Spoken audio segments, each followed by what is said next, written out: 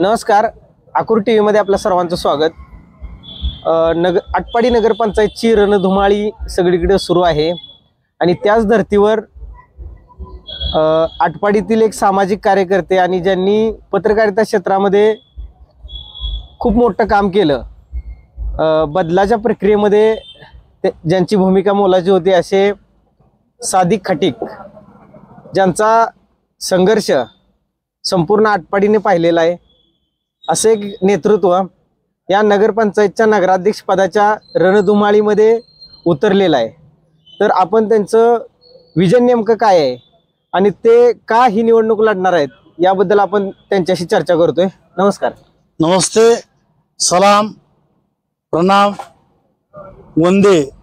मी सादिक पापामिया खाटीक आटपाडी नगरपंचायतच्या नगराध्यक्ष पदाच्या निवडणुकीसाठी राष्ट्रवादी काँग्रेस शरदचंद्र पवार पक्षाचा अधिकृत उमेदवार म्हणून उभा आहे।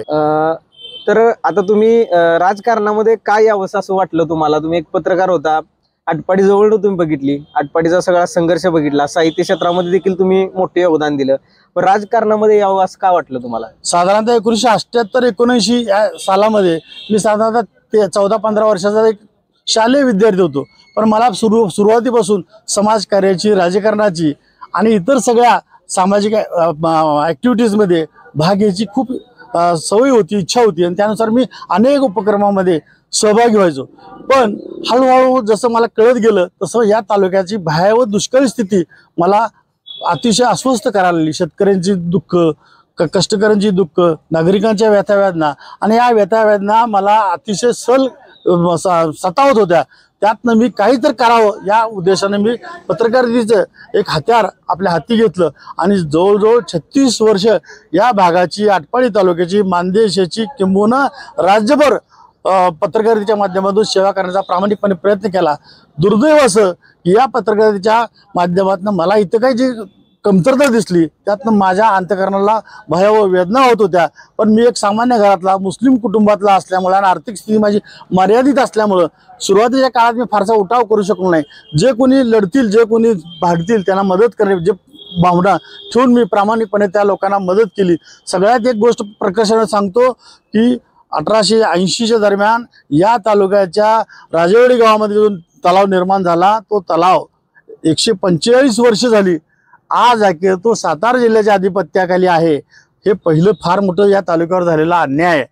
या अन्यायावर कोणी फारसं लक्ष दिलं नाही। जर राजेवाडी तलावाचं पाणी माझ्या आटपाडी तालुक्याला प्रारंभापासून मिळालं असतं तर माझ्या 6 पिढ्या या आज सोन्याचे दिवस जगत राहिले असता। हजारो आमचे तरुण शिक्षणामध्ये खूप उंची घेतली असती, IAS अधिकारी झाले असते, IPS अधिकारी झाले असते। पण 140 वर्षामध्ये आम्हाला मर्यादित पाणी मिळालं।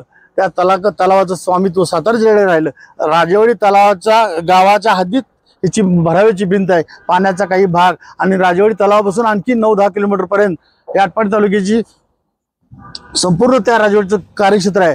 पण आज अखेर हा तलाव, राजेवाडी तलाव हा सातारा जिल्ह्याच्या अधिपत्याखाली। या तुमच्या आकुर टीव्हीच्या माध्यमातून एक गोष्ट मी निदर्शनास आणतो की या राजेवाडी तलावाचं जवळजवळ लिगली पाणी सांगोला आणि आटपाडी तालुक्यातले जवळजवळ 4000 हेक्टर क्षेत्राला शेतकरी घेत आहेत, जे पाणी घेत आहेत त्या शेतकरी घेत आहेत। पण मान तालुक्यातल्या एकही शेतकऱ्याकडे पाणी उपसा करण्याचं परमिशन नाही अधिकृतरित्या। पण जवळजवळ 145 वर्षापासून ही मंडळी त्या तलावाचं पाणी घेत आहेत। म्हणजे सरकारला त्यांनी 1 रुपया पाणीपट्टी भरलेली नाही किंवा अधिकृत परवानगी नाहीत आणि मात्र त्या तलावाची मालकी त्यांच्याकडं। असा जो प्रकार आहे हा प्रकार अन्यायकारक वाटत होता, पण ह्याच्यावर कुठं व्यासपीठ मला मिळत नव्हतं, म्हणून वृत्तपत्राच्या माध्यमातून मांडवतो। आणि त्यातूनच मी 1992ला जाणीव जागृत मंच नावाची आमच्या आटपाडीतल्या काही लोकांनी एक संस्था, अनलिगली संस्था म्हणजे रजिस्टर नव्हती पण संस्था स्थापन केली। आम्ही 5-50 मंडळी महिन्याकाठी काहीतरी पैसे गोळा करत त्यातनं गावात जे ब्लॅकबोर्ड होते, फळे होते सार्वजनिक, त्या फळ्यावर जयंती, पुण्यतिथी, काही महत्त्वाच्या घडामोडी लिहायचो।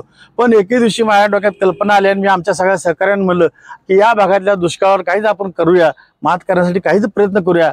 सगळेच जण दर निवडणुकीला काहीतरी वेगळं आश्वासन देतात आणि पुन्हा आहे तसंच ते राहतं। तर त्यातनं आम्ही एक परिसंवाद आटपाडीला घ्यायचं ठरवलं। डॉक्टर भारत पाटणकर आणि भाई संपतराव पवार या दोघांना आम्ही आमंत्रित केलं की अमुक दिवशी तुम्ही आटपाडीला परिसंवादाला या। आणि त्या परिसंवादाच्या ठिकाणी आम्ही एक बोर्ड तयार केला, भीमा खोऱ्यातील पाणी आम्हाला मिळालं पाहिजे। संपतराव पवार त्या आमच्या परिसंवादाला आले नाहीत, पण डॉक्टर भारत पाटणकर आल्यावर त्यांनी पहिल्यांदा विचारलं हा बोर्ड कुणी लिहिला, की हा बोर्ड कुणी तयार केला. त्यावेळेला आमच्या सगळ्या बांधवांनी जी माझ्यापेक्षा वडीलधारी मंडळी होती ते म्हणले हे काम आमच्या ह्या साधिकचं आहे. मग मला त्यांनी विचारलं हे कसं काय तुम्ही भीमा खोऱ्यातलं पाणी म्हणताय. म्हणजे आमची जी मानगंगा आहे ही भीमेला मिळते म्हणून आम्ही त्या निकषावर आम्ही भीमा खोऱ्यात समजतो.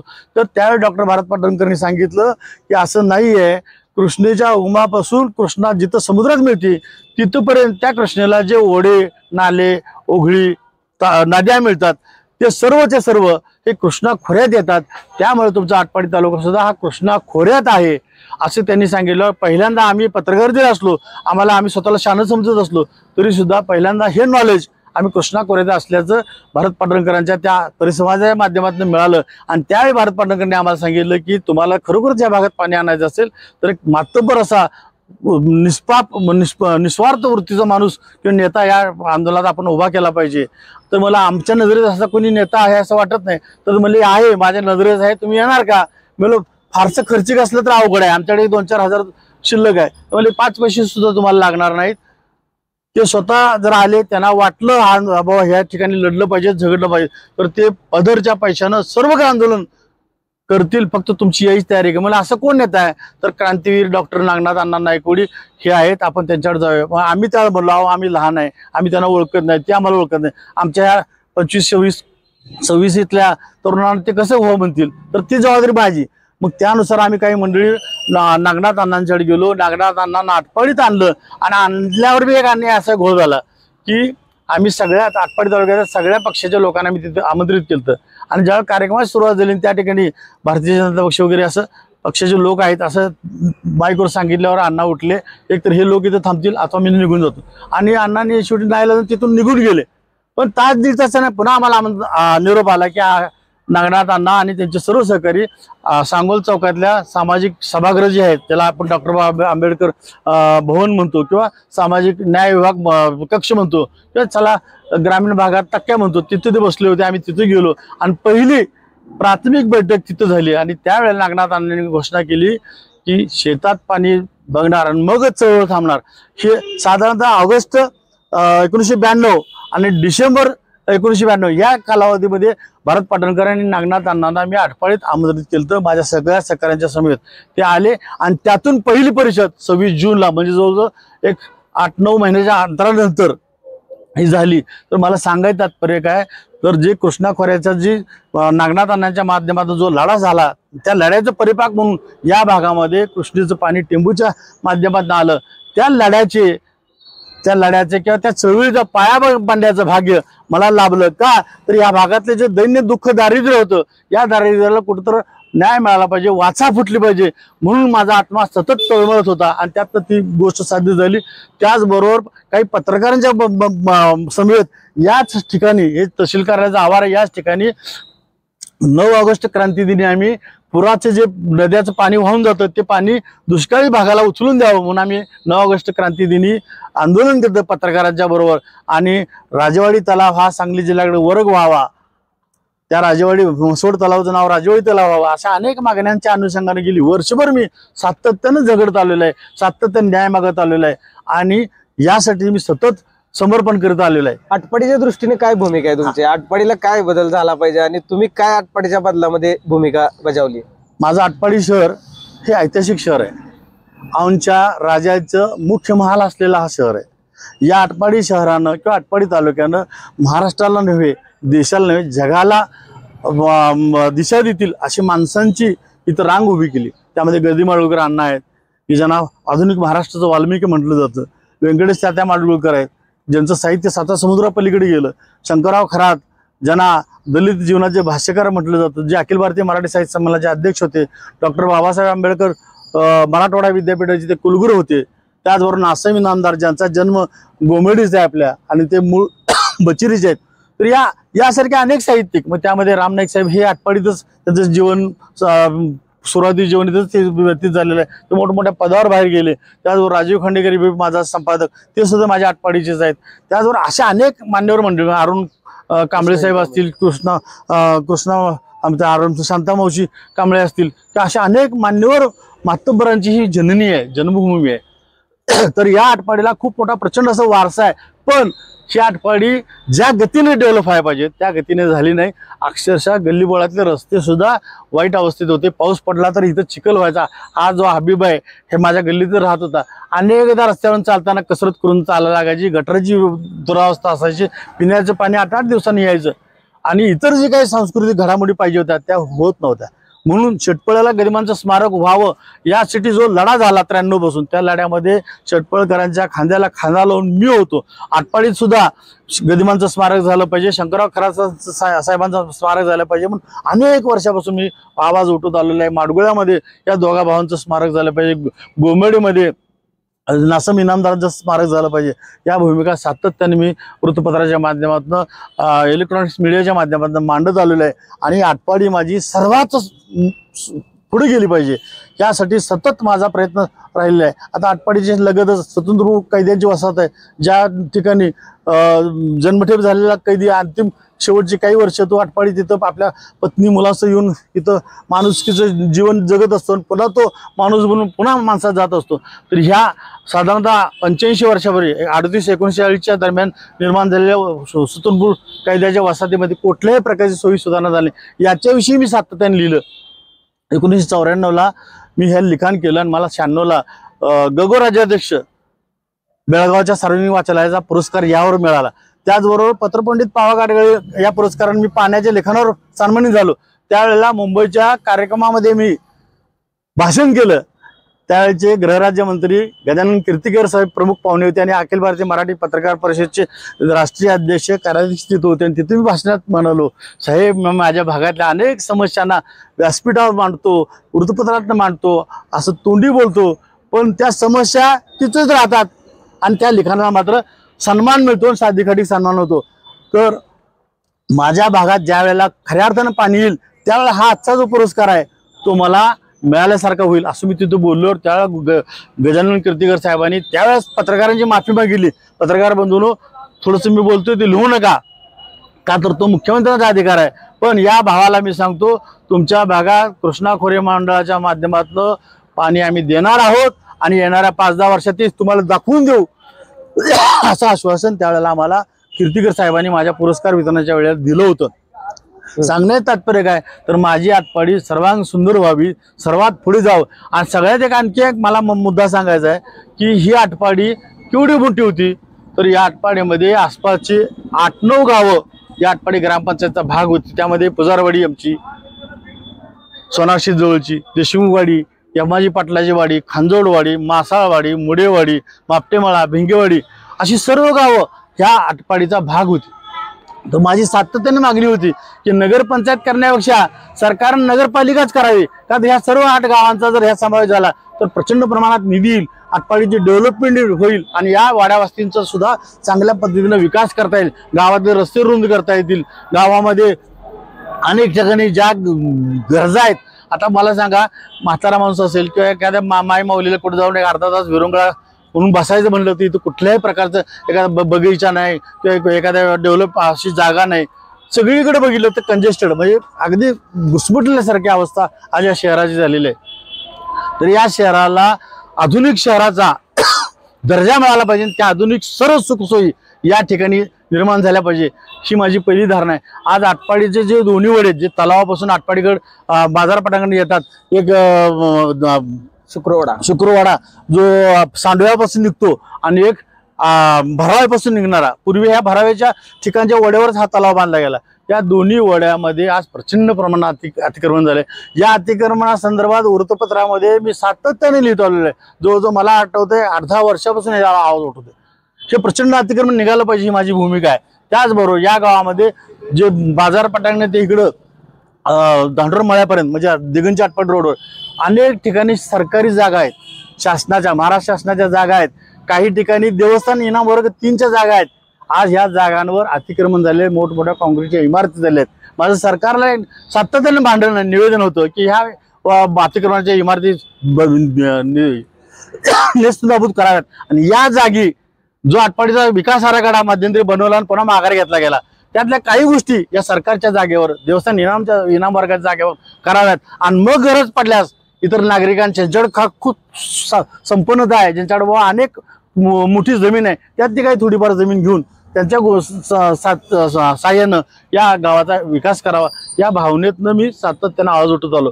पण दुर्दैवी बाब की ह्या माझ्या आंदोलनाला किंवा मी हे अतिक्रमण निघावं या भूमिकेला कुठल्याही प्रशासनाच्या माणसाने साथ दिली नाही, नेत्याने दिली नाही.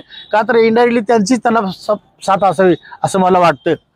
आज तुम्ही सह्यांची मोहीम पण घेतली होती. हो, ते नगराधीश पदाच्या वेळेला घेतली होती की बा असंच मी निवडणूक लढतोय तर मला आशीर्वाद द्याल का. तर कुणी तुम्हाला पाठिंबा दिला त्यावेळेस? 111 या गावातले उच्च शिक्षित डॉक्टर, इंजिनियर, वकील, माय भगिनी आणि सामान्य माणसं असे 111 नमुना म्हणून त्यांनी 111 लोकांनी स्वतः सहाय्याने एक पत्रक प्रसिद्धीला दिलं. ते व्हॉट्सअपला टाकलं होतं, पेपरला आलं की सादिक खाटी सारखा एक चांगला तरुण, चांगला एक समाजसेवक जर आटपाडीच्या नगराध्यक्षपदी बिनविरोध करता आला तर सगळ्यांना आम्ही आवाहन करतो की करा, असं आवाहन त्या मायबापांनी 111 लोकांनी माझ्यासाठी केलं. वास्तविक कोण कोणासाठी राजकारणात पुढे यायला तयार नाही, पण अशा एवढ्या तंग वातावरणात सुद्धा या माणसांनी माझ्यासाठी पुढे येऊन मत मांडण्याचा धाडस केलं. हे खरोखर कौतुकास्पद आहे. त्या मायबापांचं 111 मायबापांचं आणखी एक 25 लोकांनी पुन्हा माझ्यासाठी सहाय्य करून निवेदन प्रसिद्ध, त्या सगळ्यांचं मी आजन्म ऋणी राहीन. का तर खूप मोठं धाडस करून त्यांनी माझ्यासाठी ती मागणी नोंदवण्याचा प्रकार केला. आता तुम्ही नगराध्यक्ष होणार आहात, म्हणजे अर्ज भरलेला आहे राष्ट्रवादी काँग्रेस पार्टीकडून, पण एकीकडे सगळे धनाढ्य लोक आहेत, म्हणजे ज्यांच्याकडे भरपूर पैसा आहे असे लोक आहेत. मग तुमच्या यामध्ये टिकाव लागेल का, काय वाटतंय तुम्हाला? आता एक आहे की प्रत्येक गावचा मतदार हा सुज्ञ असतो, हुशार असतो, हे जवळजवळ सर्व मान्य आहे. मी हे माझ्या आटपाडी शहरातले प्रत्येक मतदार म्हणजे माझे आई बाप, माझे मित्र, मी त्यांचा मुलगा आहे, मी त्यांचा भाऊ आहे, मी त्यांचा सेवक आहे, सच्चा साथी आहे, म्हणून त्या सर्वांकडे एक आशाळभूत नजरेने पाहतोय. माझं त्या सगळ्यांना तुमच्या अकोट टीव्हीच्या माध्यमातून एक आव्हान आहे. गेली 43 वर्ष मी समाजातल्या सर्व क्षेत्रामध्ये चांगलं काम केलेलं आहे. हे काम मी तुमच्याकडून मांडतोय. हे काम तुम्ही अभ्यासा. माझी आज अखेरची धर्मातीत भूमिका, मी जात पात धर्माच्या पलीकडे पाण्यासारखा सगळ्यांमध्ये मिसळत राहिलो, सगळ्यांचा बनून राहिलो. माझी भूमिका इतरांपेक्षा निश्चित चांगली वाटली तर मला तुमचा आशीर्वाद द्या. समजा नाही वाटली तर मला तुम्ही नाकारलं तरी माझं तुमच्याविषयी ना असणार नाही. का तर तुम्ही माझे भाऊ आहात, तुम्ही माझे वडील आहात, तुम्ही माझे मित्र आहात, तुम्ही माझे दोस्त आहात आणि मी तुम्हा सर्वांचा मुलगा आहे असं मानणाऱ्यापैकी मी आहे. त्यामुळे मला खात्री आहे या आटपाडीतली जनता माझ्या अगदी माझ्यासारख्या फाटक्या तुटक्या माणसाचा 100% विचार करेल. माझ्याकडे त्यांना चहाची सुद्धा अपेक्षा असणार नाही. आणि जे पैसे वाटतील त्यांनी पैसा कुठून आणला, कष्टाचा पैसा आहे का, त्यांना मिळालेली संपत्ती त्यांनी कसा पैसा आणलाय, ते सगळ्या मतदारांनी आत्मचिंतन करावं. खरोखरच ह्या माणसाचे पैसे कुठून आले, कष्टाचे पैसे वाटले का. आणि मग असं सगळा जर 2 नंबरच्या पैशाचं जर वाटप होत असेल तर रोखायचं असेल किंवा त्याच्यावर प्रतिबंध लावायचा असेल तर चांगल्या माणसाला निवडून देणं गरजेचं आहे. मग माझं सगळ्या जनतेला आव्हान आहे, माझ्यापेक्षाही कोणी बेस्ट असेल, माझ्यापेक्षाही कोणी चांगला असेल, जरूर त्याचा तुम्ही स्वीकार करा. माझा स्वीकार करा असा माझा तुमच्यासाठी आग्रह असणार नाही. पण त्या सगळ्यामध्ये खरंच माझं काम अगदी पासांबरी जरी चांगलं वाटलं तर मग मात्र मला तुम्ही सर्वांनी आशीर्वाद द्यावं हीच माझी अगदी अंतःकरणपूर्वक साष्टांग दंडवत घालून तुम्हा सर्वांकडे अपेक्षा असेल. एवढंच या निमित्ताने मी सांगतोय. नागनाथ अण्णांच्या चळवळीत तुम्ही काम केलं, वेगवेगळा ठराव घेऊन तुम्ही सगळ्यांच्या मोहर काही प्रश्न मांडता की आटपाडीचं आपलं जे तलाव आहे त्याचं सुशोभीकरण व्हावं, त्या स्वतंत्र खुल्या वसाहतीमधलं काही प्रश्न घेऊन त्याच्यावर राजेवाडी तलावाचा विषय तुम्ही मांडला. असं वेगवेगळे प्रश्न तुम्ही लोकांच्या पुढे मांडता आणि त्यामधनं एक लोकांना एक भावना वाटते की बाबा सादिक भाईंचं काहीतरी काम तालुक्यामध्ये आहे. तुम्ही हे सगळं करता, पण आता हे लोक ज्यावेळेस तुम्ही लोकांच्या मोहर जाणार आहात त्यावेळेस नेमका काय अजेंडा घेऊन लोकांच्या मोहर जाणार तुम्ही? आता माझ्या जनतेला एक गोष्ट मी निदर्शनास सांगतो की सांगली, मिरज, कुपवाड ही महापालिका, या महापालिकेत जेवढं कार्यक्षेत्र आहे ते प्रचंड कार्यक्षेत्र आहे. म्हणजे साधारणतः एक 25 किलोमीटरचा एरिया असेल. पण सांगली जिल्ह्यातल्या जेवढ्या नगरपालिका, नगर परिषद, नगरपंचायती आहेत त्या सगळ्याच्या कार्यक्षेत्राचा विचार केला तर आटपाडी आत्ताची माटपिटेमाळा आणि भिंगवडी समावेश असलेली आटपाडी नगरपंचायत ही सर्व नगरपालिकाच्या कार्यक्षेत्रापेक्षाही मोठी असलेली पंचायत आहे. जर इतर गावं जर आणखी समावेश झाला तर मग आम्ही कदाचित महापालिकेची स्पर्धा करू शकू. मग एवढं मोठं गाव असणार आहे माझ्या आटपाडीला. माझी भविष्यात जर समजा येत्या का मी पदावर आलो तर सरकारकडे माझी मागणी असणार आहे. एक वेळेला त्या सांगली, मिरज, कुपवाड महापालिकेमध्ये भाजपची सत्ता आल्यावर तत्कालीन मुख्यमंत्री म्हणजे आता जे मुख्यमंत्री आहेत फडणवीस साहेबांनी त्या महापालिकेला गिफ्ट पॅकेज म्हणून 100 कोटी दिले होते. माझं स्पष्ट मत आहे की सगळ्या नगरपालिकामध्ये जर आमची नगरपालिका मोठी आहे कार्यक्षेत्राच्या माध्यमातून, दुष्काळी भागातले सामान्य लोकांची नगरपालिका आहे, तर सरकारनं या नगरपंचायतीला सुद्धा भविष्यात 100 कोटीचं गिफ्ट दिलं पाहिजे. आणि सगळ्यात एक महत्वाचं की गावच्या नागरिकांना पाणीपट्टी घरपट्टी ही भरावं लागते, पण फारसं उत्पन्न नसल्यामुळं अनेक विकास कामांसाठी खूप मोठ्या अडथळे येत असतात. तर माझं ह्याच्यावर एक सोल्युशन मी मांडलं होतं. मध्यंतरी मी वेगवेगळ्या दैनिकातनं ह्याच्यावर आवाज उठला होता. का तर आटपाडी तालुक्यामध्ये पिकाखालची जमीन सोडली तर जवळजवळ 50,000 पेक्षा जास्त एकर जमीन ही पडीक आहे. कुठली जमीन की तलाव आहे, तलावाचं पाण्याचं क्षेत्र आहे, ते उघडं आहे. जर त्या ठिकाणी आपण सोलरचे पॅनल बसवले तर बाष्पीभवन होणारं पाणी वाचू शकेल. बाष्पीभवनामुळे पाणी उडून जाते, ते वाचेल, म्हणजे पाण्याची बचत झाली.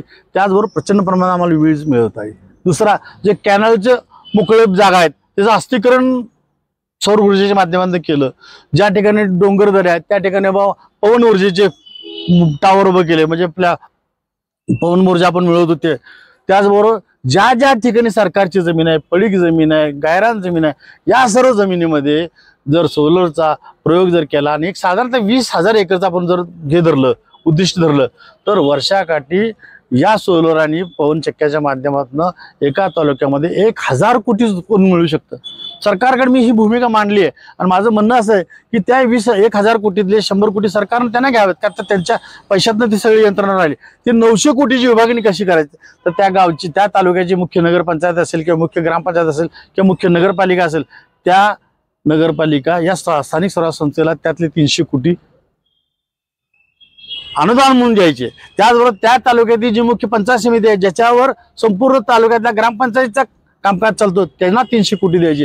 आणि जी शेतकऱ्याची कामधेनू म्हणून ज्याला आपण ओळखतो, शेतकऱ्यांची सर्व बाजूने मदत करणारी संस्था मार्केट कमिटी म्हणून आपण संबोधतो, त्या संस्थेला 300 कोटी द्यायची. मग दरवर्षी जर या संस्थांना 300 कोटी यायला लागले तर मला खात्री आहे की आटपाडी नगरपंचायत सुद्धा भविष्यामध्ये आमच्या सर्वात प्रगत असलेल्या नगरपालिकेच्या बरोबर स्पर्धा करू शकेल. त्या दृष्टीनं माझं एक विजन आहे की भविष्यामध्ये प्रत्येक तालुक्याच्या ठिकाणी जिथं जिथं मोकळी जागा आहे त्या ठिकाणी सौर ऊर्जेचं प्लांटेशन झालं पाहिजे. आणि जिथे जिथं मोठमोठे डोंगर दऱ्या उभी आहेत, डोंगर कपारी आहेत, त्या ठिकाणी सरकारी खर्चानं या पंचायत समिती आणि मार्केट कमिटीच्या आधिपत्याखाली पवनचक्क्या उभा करून अशा पद्धतीचं ऊर्जा जे फुकटमध्ये मिळू शकते, त्यातनं करोडो रुपये, हजारो कोटीचं उत्पादन सरकारनं मिळवण्यासाठी पूर्ण ताकदीने इथं प्लांटेशन करावं. आणखी एक माझी महत्त्वाची मागणी मी मध्यंतरी मांडली होती की आता सगळीकडे बघा मोठ्या जनावरांची वाहतूक करताना सतत अडथळे आहेत. शेतकऱ्यांना अडथळे यायला लागले, ते व्यापाऱ्यांना अडथळे यायला लागले, आणखी अनेकांना अडथळे यायला लागले. माझं त्यावेळेस एक सोल्युशन मी मांडलं होतं की राज्याच्या सरकारने, देशाच्या सरकारनं जसं एसटी मध्ये प्रवासी वाहतूक करताना माणसांना एसटी आहे, मग कर्नाटकमध्ये असो, कुठल्या आंध्रात असो, नाही भारतातल्या कुठल्याही राज्यात असो, माणसांची प्रवासी वाहतूक ही एसटीच्या माध्यमातून होती, तशी या देशातल्या लहान जनावरांची, मोठ्या जनावरांची लिगली वाहतूक करणारी सरकारी यंत्रणा सरकारनं अस्तित्वात आणावी. जसं एसटी डेपो आहे, एसटी स्टँड आहे, त्याच पद्धतीने जनावरांसाठी जे एसटी डेपो, एसटी स्टँड, एसटीचे वेगवेगळ्या ठिकाणचे थांबे निर्माण केल्यास शेतकऱ्याला खात्री पटेल किंवा माझ्या जनावराला उत्तम प्रकारचं संरक्षण मिळते. तर शेतकरी आपल्या दारातले प्रचंड प्रमाणात जनावर संख्या वाढवू शकतो. जे लहान जनावर आहेत, शेळ्या मेंढ्या, ह्यांच्या सुद्धा ह्याला पालनाला प्रचंड गती मिळू शकते. का तर आटपाडीच्या बाजारात विकणारा बोकड जर आंध्रामध्ये, कर्नाटकामध्ये दुप्पट दराने जात असेल तर माझा शेतकरी त्या वाहतूक करणाऱ्या गाड्यात तिथे नेऊन विकू शकतो. आणि उद्या दर कुठेही जर नेलं तर माझ्या जनावराला चांगला दर मिळतोय म्हणल्यावर माणसं मोठ्या प्रमाणात हे जनावर पालनाचा व्यवसाय करतील. गेल्या काही काळामध्ये कुरेशी समाज देखील रस्त्यावर उतरला होता. त्यांची जनावर वाहतुकीच्या वेळेस काही लोक अडथळा आणतात आणि ती जनावर आता अंतुले म्हणतो आपण, सगळ्या रानाने फिरतात. अशी पण स्थिती निर्माण झाली. ह्या कसं आहे, गोहत्या बंदीच्या कायद्याचा एक दणका असा बसलाय की जर्सी गाईचं जे जन्मजात हे आहे पिल्लू, ते शेतकरी कुठल्याच पद्धतीने किंवा पशुपालक कुठल्याच पद्धतीने पाळायला तयार होत नाही. त्याला सोडलं होतं, ते जिवंत सोडलेलं लहान पिल्लू, कुत्री म्हणा किंवा अनेक जनावर त्याला जिवंतच फाडत असतात. हे फार मोठं दुर्दैव आहे. वा अशा पद्धतीने आता म्हशीचे रेडे ते सुद्धा कुठं शेतकऱ्याच्या उपयोगाला येतील असं नाहीये. मग ह्यांचं करायचं काय की अशी जी काही ज्याला जनावर पाळता येत नाही अशी रस्ती सोडलेली जनावरं की ज्यांच्यापासून अनेकांना उपद्रव बी होऊ शकतो, यांचं करायचं काय. यासाठी मायबाप सरकारला मी विनंती करेन, एक मुस्लिम नाही, मी खाटीक म्हणून नाही, शेतकऱ्याच्या भल्यासाठी ज्या काही चांगल्या किंवा पशुपालकाच्या भल्यासाठी ज्या काही चांगल्या सोयी सुधारणा करता येतील त्या सरकारनं, मायबाप सरकारनं, मग महाराष्ट्राचं असेल देशाचं असेल, यांनी करावं. आणि माझा शेतकरी, माझा पशुपालक हा सुखी संपन्न व्हावा, त्याचं संपूर्ण चौबाजून भरभराट व्हावी यासाठी त्यांनी उत्तम अशी नियमावली बनवावी, हे माझं एक या निमित्तानं आग्रह असणार आहे. आपल्या आटपाडीमध्ये वेगवेगळ्या महापुरुषांचं पुतळा आहेत. आता डॉक्टर बाबासाहेब आंबेडकर असेल, अहिल्यादेवी होळकर असेल, या 2 पुतळ्यांचा विषय प्रलंबित आहे. एक आटपाडी एज्युकेशन सोसायटीच्या संस्थेत अहिल्यादेवी होळकरांचा बसवला आहे, दुसरीकडं डॉक्टर बाबासाहेब आंबेडकरांचा पुतळा बसवला होता, तो काढण्यात आलेला आहे. या पुतळ्यांच्या बाबतीत तुमची भूमिका काय राहील? माझी भूमिका आहे की प्रत्येक गावाला, प्रत्येक समाजाला, या देशातल्या नागरिकाला जर खऱ्या अर्थानं मार्गदर्शन व्हायचं असेल, खऱ्या अर्थानं त्यांना प्रेरणा मिळायची असेल, प्रोत्साहन मिळायचं असेल, तर ह्या महापुरुषांचे पुतळे, त्या महापुरुषांच्या नावानं सभागृह, त्या महापुरुषांच्या नावानं वेगवेगळे उपक्रम राबवले जाणं हे अत्यंत गरजेचं आहे. त्यासाठी सरकारने निर्धारित करून चांगल्या मोक्याच्या ठिकाणच्या काही जागा त्यांनी सरकारने निर्माण कराव्या. मी या मताच आहे की आता समजा भवानी हायस्कूल इथं माळ्यावर आहे, व राजाराम हायस्कूल पलीकडे आहे, अशी वेगवेगळ्या ठिकाणची हायस्कूल आहेत, शाळा आहेत. तर सरकारने एक असं धोरण नवीन निर्माण करावं की त्या तालुक्याच्या ठिकाणी, त्या शहराच्या ठिकाणी एक 5-50 एकराचा एक प्लॉट किंवा जागा आरक्षित करून या सर्व शाळा त्या एकाच प्रिमायसेसमध्ये न्याव्यात. एकाच प्रिमायसेसमध्ये प्रचंड असं मोठं ग्राउंड तयार करून त्या ठिकाणी द्यावं, जेणेकरून शैक्षणिक दालन, एकत्रित दालन एकत्र आणल्यामुळं रहदारीवरचा ताण कमी होऊ शकेल आणि शैक्षणिक विभागाचं पावित्र्य चांगल्या पद्धतीने राखलं जाईल. आणि सर्वांनी मिळून एकच प्रिमायसेस असल्यामुळं तिथल्या सर्व गोष्टीला, डेव्हलपमेंटला, सुधारणांना मोठा वाव मिळू शकेल. तर माझी वैयक्तिक अशी मागणी आहे की भविष्यामध्ये सरकारनं जसं सर्व शासकीय कार्यालय एकाच ठिकाणी व्हावीत असाच मागे एक सरकारने जी आर आणला होता, तर त्या धर्तीवर प्रत्येक तालुका प्लेसच्या सर्व शाळा, हायस्कूल, कॉलेज, अगदी अंगणवाडी, बालवाडी सुद्धा हे सर्व एकाच प्रिमायसेसमध्ये, एकाच आवारामध्ये आणण्याचा सरकारनं भविष्यात प्रयत्न करावा, ज्यामुळे सर्व बाजूनी त्याला संपन्नता येऊ शकते, अशी माझी भूमिका आहे. आणि ह्या पुतळ्यांच्या बाबतीत सुद्धा माझं म्हणणं आहे, सरकारनं वेगवेगळ्या पूर्व, पश्चिम, दक्षिण, उत्तर ह्या 4 दिशांना किमान एक 2-2 एकराचे 2-2 एकर आकाराचे बगीचे तयार करा, गार्डन तयार करा. आणि त्या गार्डनमध्ये एक 5-6 गुंठ्याचा मुख्य आवार बनवून त्या ठिकाणी थोरा मोठ्याचे हे पुरुषांचे पुतळे उभा करून त्या पुतळ्याला खूप मोठा दर्जा देऊन त्याचं संरक्षण, निगराणी केली जावी. आणि हजारो लोकांना त्या पुतळ्याकडे, त्या व्यवस्थेकडे बघून प्रेरणा मिळाली पाहिजे, प्रोत्साहन मिळालं पाहिजे, अशा पद्धतीने ते करावं अशी माझ्यासारखे सामान्यांची भूमिका आहे. सर्वपक्षीय लोकांशी तुमचा संबंध आहे, अगदी जिव्हाळ्याचा आहे. पण तुम्ही त्यांना विनंती केली नाही का की मला बिनविरोध करा? कसं आहे माहिती आहे का, 100% सगळ्यांना आता जे पक्ष आहेत त्यातले, आता हे भाजपमध्ये काही लिडरशिप आहे, शिवसेनेत काही लिडरशिप आहे किंवा वेगळ्या पक्षात आहे, यातल्या सगळ्याला इनडायरेक्ट माझा खूप मोठा बोलायचा मदत झालेली अनेक वेळा. पण कसं आहे माहिती आहे का, अशा मोक्याच्या क्षणी माझा गट जिंकला पाहिजे, माझ्या हातात सत्ता राहिली पाहिजे, आमचा अस्तित्व राहिलं पाहिजे, या अँगलनं ते लोक आमच्यासारख्याला स्वीकार करायला तयार नाही. माझी हा आता मी अनेक वर्ष समाजात काम करतो, काम करताना कोणालाच माझी जात आडवी येत नाही. मी ज्यांच्यासाठी राबतो त्यांना मी हवाच आहे. पण राज्यकर्त्यांना माझी जात आडवी येते, जे राजकारणी लोक आहेत त्यांना माझी जात आडवी येते, माझ्या अर्थकारण आडवं येतं, माझ्यातले जे काही गरिबी त्यांना दिसते, अरे हे चालणार नाही. पण इतर वेळी मात्र अनेक गोष्टी करायला मला त्या आवर्जून बोलून घेतात, साधी असं करायचं आहे, मग असं दिक तसं करायचंय, मांडण लिखाण करून घेतात, माहिती गोळा करून घेतात, अनेक बाबतीत माझा वापर करून घेतात. पण मोक्याच्या ठिकाणी किंवा कुठं पदार यावा म्हणला की मात्र यांना मी नको असतो. याचं दुर्दैव आहे. तुम्हाला एक उदाहरण सांगतो, आटपाडी इथल्या काही मान्यवरांनी साधी खाटी का भविष्यात आमदार, नामदार, खासदार होण्याच्या पात्रतेत आहे म्हणून पवार साहेबांना पत्र लिहिली, पेपरला बातम्या दिल्या. आज अनेक मान्यवर वाटतं अरे खरंच हा माणूस त्या योग्यतेचा आहे. पण ही जे काही नेते मंडळी आहेत त्यांच्या दृष्टीने मात्र मी खूप मोठा अडथळा ठरतो आलेलो आहे. का अडथळा ठरतो त्यांच्या अंतःकरणाला माहिती आहे. कदाचित त्यांच्याकडे जे चेले चपाटे आहेत ते उठ म्हणले की उठत असतील, बसत असतील किंवा त्यांच्या प्रत्येक गोष्टीला हाल वाईट असो चांगल्याला देत असतील, पण माझ्या स्वभावात तो गुण नाहीये. मी चांगल्याला चांगलंच म्हणतो, वाईटाला वाईट म्हणतो. मग कुठलाही नेता किती मोठा असो त्याच्या समोर सुद्धा मी माझी भूमिका ही परखडपणे मांडत आलो आहे. त्यामुळे कदाचित मला हे लोक बाजूला सरत असतील असं मला वाटतं. एका मुलाखतीमध्ये संजय राऊतांनी देखील तुमचा विषय घेतला होता. त्यात त्यांनी तुमच्याबद्दल एक खंत व्यक्त केली होती. काय होती ती खंत नेमकी? नाही, एबीपी माझाचा एक वर्धापन दिनाचा एक कार्यक्रम 2 तास लाईव्ह, म्हणजे कसं की जे मुख्य संपादक आहे राजू खंडेकर, जे आपल्या आटपाडीचेच आहेत, माझे मित्र आहेत, अगदी माझ्यावर जीवापाड प्रेम करतो हा माणूस, तर त्यांची मुलाखत संजय राऊत साहेब घेत होते. जे सामनाचे संपादक, कार्यकारी संपादक, शिवसेनेचे देशाचे राष्ट्रीय प्रवक्ते म्हणून ज्यांचं नाव आहे, ते जवळजवळ 2 तासाची मुलाखत आहे. त्या 2 तासाच्या मुलाखतीमध्ये 1 तास 2 का 3 मिनिटं झाले एक सहज विषय राजू खंडेकरांनी मांडला. की काय मांडला की माझ्या लहानपणी माझ्या आटपाडी गावामध्ये अतिशय सुंदर असं वातावरण होतं. जातपात धर्मापलीकडे होतं. आम्ही कोणाच्या घरी जात होतो तेव्हा तो मतदार सांगायचा होता की इतकं निकोप वातावरण होतं. त्या माझ्या गावातही ते निकोप वातावरण आज राहिलेलं नाही असं ते इनडायरेक्टली बोलले.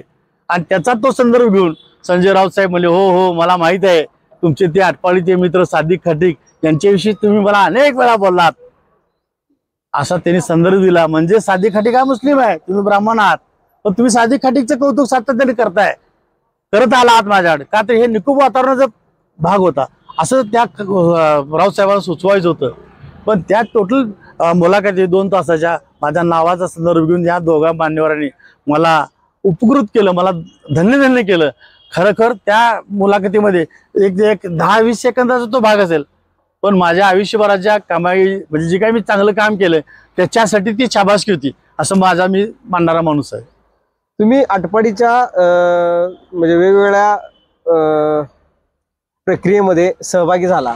अगदी नाट्यगृहाच्या भूमिकेमध्ये देखील तुम्ही होता. वेगवेगळे ठराव घेतलं तुम्ही ग्रामपंचायतीचं की आटपाडी अशी झाली पाहिजे, तशी झाली पाहिजे. उद्याच्या तुम्ही भविष्यात नगराध्यक्ष झाला तर नेमकं काय तुमचं राहील भूमिका की ही सगळी भूमिका सहमत राहाल का? त्यापासून आता तुम्हाला एक मुद्दा सांगतो की आटपाडीची डेव्हलपमेंट होताना या आटपाडी एसटी स्टँड मधून अनेक ठिकाणी लांब पल्ल्याच्या गाड्या जाव्यात अशी माझी एक भावना होती. मी त्यातनं एक पहिली मागणी नोंदवली की आटपाडी बेंगलोरू म्हणजे आटपाडी बेंगलोर एक विजापूर मार्गे आणि एक बेळगाव मार्गे सुरू करावा म्हणून प्रयत्न केला.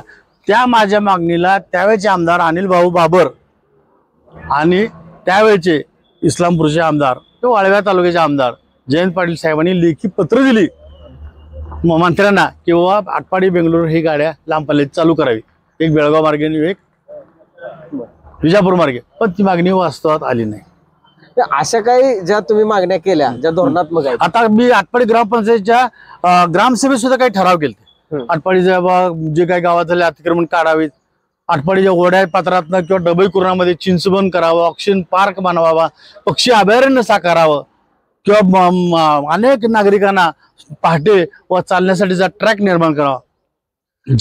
विजन जे आहेत ती सगळी धोरणात्मक आहेत. म्हणजे यासाठी खूप निधी आता एक उदाहरण सांगतो. आटपाडी प्राथमिक आरोग्य केंद्राची जागा आता मोठं इथं रुग्णालय उपजिल्हा रुग्णालय झाल्यामुळं प्राथमिक आरोग्य केंद्र आता हळूहळू बंद होणार आहे. का तर जिल्हा परिषद अखत्यारीत असते आणि इथं नगर विकास खात्याचा आता अंमल सुरू झाला का नगरपंचायत आल्यामुळं, तर ती जागा आता मोकळी होणार आहे. तर माझ्यासारखीची भूमिका काय होती, नगरपंचायतचं मुख्यालय हे त्या ठिकाणी करावं, कुठं जे रिक्त होणारी जी प्राथमिक आरोग्य केंद्राची जागा तिथं करावं, किंवा जो सरकार वाडा म्हणून जे आटपाडीच्या मध्यवर्ती भागामध्ये 2-2.5 एकराचे जागेचा जो वाडा आज भग्नावस्थेत आहे, मध्यंतरी 2 वेळा आग लागली. आणि सगळ्यात एक दुर्दैवाची मोठी साहेब गोष्ट तुमच्या निदर्शनात सांगतो. त्या माऊलीनगर म्हणून एक भाग आहे, त्या ठिकाणी अनेक वेळा पारायण झाली, कवी संमेलन झाली, अनेक गोष्टी तिथं डेव्हलप कार्यक्रम होतात. पण ती इमारत जवळजवळ 30-35 वर्षापासून अर्धवट अवस्थेत आज अखेर तिथं उभी आहे. त्या इमारतीच्या प्रिमायसेस मध्ये एक माजी सरपंच आहेत, 3 माजी सभापती आहेत, एक माजी जिल्हा परिषद आहे अध्यक्ष आहेत, एक माजी आमदार आहेत. म्हणजे साधारणतः 10-5 फरलांगाच्या एरियामध्ये एवढी मातब्बर मंडळी राहत आहेत. पण त्या इमारतीला किंवा त्या सरकारवाड्याला डेव्हलपमेंट करण्यामध्ये त्यांचं कुठेही योगदान दिसून आलेलं नाही. किंबहुना जे आज आम्ही विकास केला म्हणून म्हणतात, त्यांना माझं एक स्पष्ट सांगणं आहे की गावातल्या ह्या काही ज्या महत्त्वाच्या बाबी होतात त्या ठिकाणी तुमचा विकास कुठे गेला, त्या ठिकाणी तुम्ही काय डेव्हलपमेंट केलं नाही, त्याला का तुम्ही न्याय मिळवून दिला नाही.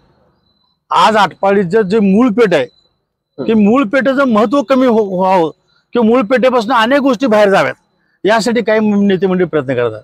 मला कळलं की आटपाडीची नगरपंचायत इकडं MSCBच्या साईडला कुठं आणायचा प्रयत्न एका नेत्यात चाललेला आहे. असं करू नका. मूळ आटपाडी हे आटपाडी वड्यापासून SD स्टँड पर्यंतचा परिसर आहे. हा परिसर उद्या बकाल करायचा आहे का? हा परिसर तुम्हाला उद्या उद्ध्वस्त करायचा आहे का? ही माणसं जगली पाहिजे, ही माणसांची व्यवस्था वाढली पाहिजे, या माणसांचा व्यापार उद्योग हा वाढीच लागला पाहिजे. त्यासाठी तुमचं काय धोरण राहील?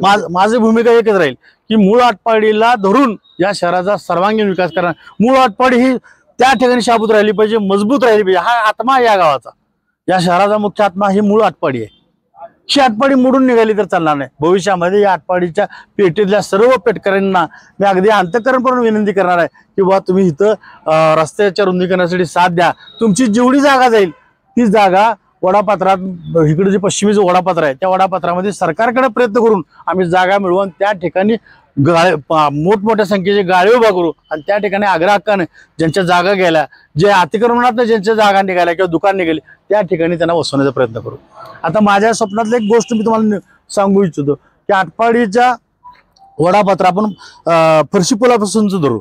म्हणजे फरशी पुलापासून पूर्वेकडे जे आता बाजारपेठांमध्ये वर आपण माळाकडे येताना 2 कब्रस्तान आहेत बघा, ते फरशी पूल आहे. त्या फरशी पुलापासून त्या बुडकीचं शेत म्हणून आहे त्या वळणापर्यंत त्या मधल्या पीसमध्ये माझी एक कल्पना आहे की त्या ठिकाणी आटपाडीतली सर्वात सुसज्ज अशी स्मशानभूमी करायची. एका वेळा 4 प्रेतांवर अंत्यसंस्कार करता आले पाहिजे.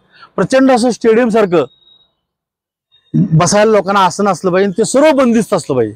पाऊस आला, उन्हाळा, पाऊस आला, काही जरी झालं तर लोकांना कुठेही त्या प्रकारचा त्रास असला नाही पाहिजे. कुठेही माणूस मेला, कुठल्याही ठिकाणी वाडी वस्ती जरी मेला, त्यांनी एक नगरपंचायतला फोन केला तर नगरपंचायतच्या गाड्या 2 मोठ्या ट्रकच्या साईजच्या गाड्या त्यांच्याकडे गेल्या पाहिजे. त्याला त्या सगळ्याला त्यात घालून आणलं पाहिजे आणि तिथं अंत्यसंस्कार केले पाहिजे. अगदी माफक किमतीत, समजा 2000 भाडवत असलं 100-500 रुपये त्यांना त्याची सोय उपलब्ध करून देण्याचा माझा आग्रह राहणार. हा, आता बुडकीच्या शेतावरून पासून अगदी पांढरेमाळ्याकडे जाताना एक पूल आहे, पुन्हा फरशी पूल. हा सर्व आकाराचा जो आकाराचा जमिनीचा पट्टा आहे तो सर्व पट्टा कलेक्टर, जिल्हाधिकाऱ्याकडून, राज्य शासनाकडून आपल्याकडे वर करून घ्यायचा. या पट्ट्यामध्ये 100 फुटीमध्ये रस्ता सोडून प्रचंड अशी 2 बाजूला व्यापारी बाजारपेठ वसली पाहिजे. यासाठी माझी भूमिका भविष्यात राहणार आहे. आणि ह्या व्यापारी बाजारपेठेमध्ये ज्यांची दुकानं गेली, ज्यांची गाळे गेले, ज्यांच्या जागा रस्त्यामध्ये गेल्या त्या सर्वांना प्रायोरिटीनं आणि अतिशय माफक दरामध्ये ते गाळे उपलब्ध करून देण्याचा माझा प्रयत्न असेल. आता राहिला आटपाडीतल्या बाजारपेठातल्या ओढ्याच्या फरशी पुलाच्या वरच्या भागाचा, तर लिंगायत स्मशानभूमी आहे त्या ठिकाणी सुद्धा, म्हणजे पश्चिमेला लिंगायत स्मशानभूमीपर्यंत हा सुद्धा ओढा डेव्हलप करायचा, 4ही बाजून बंदिस्त करायचा. आणि त्या ठिकाणी आटपाडीचा शेळ्या मेंढ्याचा बाजार जो पूर्वी तिथं भरत होता तो बाजार तिथं पुन्हा आणायचा की जेणेकरून त्या बाजारच्या लाखो रुपयाच्या उलाढालीतनं माझ्या त्या आसपासच्या बाजारपेठांवर बसणाऱ्या लोकांच्या व्यापार उद्योगाला फार मोठा हातभार लागावा ही धारणा ठेवून मी पुन्हा तो बाजार तिथं आणण्यासाठी प्रयत्न करणार आहे. आणि आणखी एक मला ह्या निमित्तानं सांगायचं आहे की माझी सातत्याची भूमिका अशी राहिलेली आहे की या गावाची डेव्हलपमेंट करताना सामान्याला त्याच्या व्यवसायाला, त्याच्या उद्योगधंद्याला, त्याच्या बाकीच्या गोष्टीला इथं न्याय मिळाला पाहिजे. विकास करताना सामान्य डबऱ्यात नाही गेला पाहिजे. सर्व मोठ्यानं धरून हा विकास नाही झाला पाहिजे. समाजातला लास्ट घटक जो आहे त्याच्यापर्यंत विकासाची दारं गेली पाहिजे. त्या भूमिकेतनं माझी भविष्याची वाटचाल राहणार आहे. तुम्ही आता भविष्यामध्ये नगराध्यक्ष पदाच्या सगळ्या ह्या प्रक्रियेमध्ये आहात. जर तुम्ही नगराध्यक्ष झाला तर या सगळ्या बदलाची तुम्ही सांगितलेली प्रक्रिया कराल, पण अशी काय तुमची धोरणं आहेत का जी म्हणजे आता तिथले मटण विक्रेते आहेत, मच्छी मार विक्रेते आहेत, त्यांच्यासाठी काय तुमची आखणी आहे का? आता एक आहे की सर्व शहरामध्ये आटपाडीचाच प्रश्न आहे. सगळीकडे शहरामध्ये बघा, पूर्वी मटण मार्केट असायची, मच्छी मार्केट असायची, पण आता कसं झालंय की त्या शहराच्या जिथं गावल तिथं अनेकांनी आपली दुकान लावले. थोडक्यात काय तर ते थोडंसं आरोग्याच्या दृष्टीने सुद्धा चुकीचं आहे. उद्या समजा नगरपंचायतच्या माध्यमातून मला संधी मिळाली आणि जरी माझं बहुमत नाही, आता कोण तर म्हणजे हे 2 जण उभारले, 3 जण उभारले, हे काय करणार आहे? जे कोणी निवडून येतील त्या सर्वांना माझ्या चांगुलपणाच्या माध्यमातून मी माझ्या बरोबर घेऊन, माझ्या पक्षाबरोबर नाही त्यांच्या भूमिकेशी मी बरोबर घेऊन राज्य सरकार, केंद्र सरकारपर्यंत सातत्याने अनेक प्रश्नांसाठी झगडणार आहे. माझ्या पक्षाचे नेते ज्यांचं वजन अगदी मोदी साहेबांपर्यंत आहे, शरद पवार साहेब खूप मोठी व्यक्ती आहे, आज हे एवढं मोठं दैवत आमच्या पाठीशी आहे, त्या दैवतेच्या माध्यमातून माझ्या पक्षाच्या आमदार खासदाराच्या माध्यमातून आटपाडी शहरासाठी प्रचंड अशी ताकद उभी करण्याचा मी प्रयत्न आहे. त्यामुळं माझ्या मग इथला आमदार आहे किंवा नामदार आहे हे मला बघायची गरज नाही, कारण सर्व पक्षाची ताकद या गावाच्या विकासासाठी, या गावाच्या भल्यासाठी, या गावातल्या जनतेच्या अनेक प्रश्न सोडवण्यासाठी मी लावणार आहे आणि मी त्यात यशस्वी होईन मला खात्री आहे. का तर आज अखेर अनेक प्रश्न तालुक्याचे असतील, जिल्ह्याचे असतील किंवा राज्य स्तरावरचे असतील, या प्रश्नाला मी त्या लोकांच्या माध्यमातून अतिशय ताकद देण्याचा प्रयत्न केलेला आहे. तर हे होते सादिक खाटीक, ज्यांनी कित्येक काळ राष्ट्रवादी काँग्रेस पक्षासोबत काम केलेलं आहे. आता देखील ते राष्ट्रवादी काँग्रेस पक्षामध्ये आहेत आणि नगराध्यक्ष पदासाठी इच्छुक आहेत. तर ही मुलाखत आपल्याला कशी वाटली कमेंट बॉक्समध्ये सांगा. धन्यवाद.